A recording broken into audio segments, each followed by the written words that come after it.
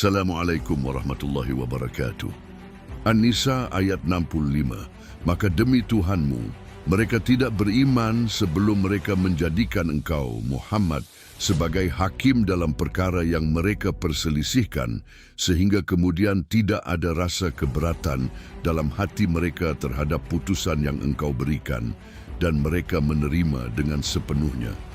Maknanya, mereka, orang-orang kafir itu sesungguhnya belum yakin terhadap Muhammad yang memberikan pertimbangan dan keputusan karena Muhammad belum mendapat mandat dari orang-orang Quraisy. Masa itu dia bukanlah siapa-siapa di tempat itu, belum memiliki kedudukan dalam bangsa tersebut sehingga belum dipercaya keputusan tersebut.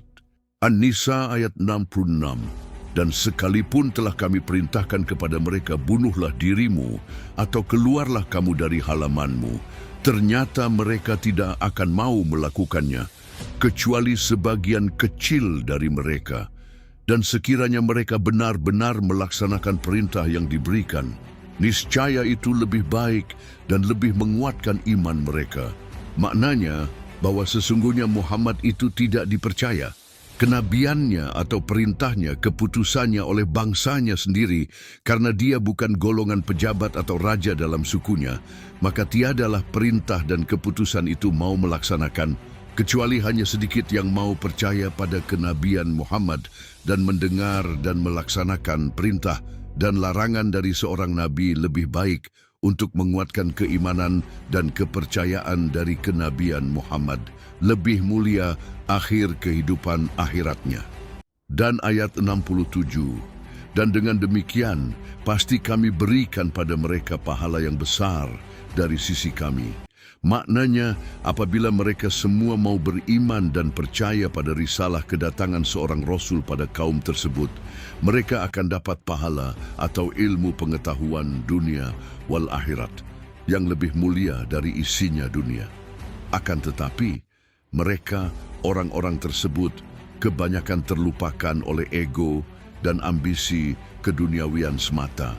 Hingga saat ini, masih banyak yang kata-kata mereka beriman, tetapi mereka tidak mendapatkan pahala ilmu pengetahuan atas risalah yang dirahasiakan oleh para nabi mereka hingga saat ini. An-Nisa ayat 68. Dan pasti akan kami tunjukkan jalan yang lurus.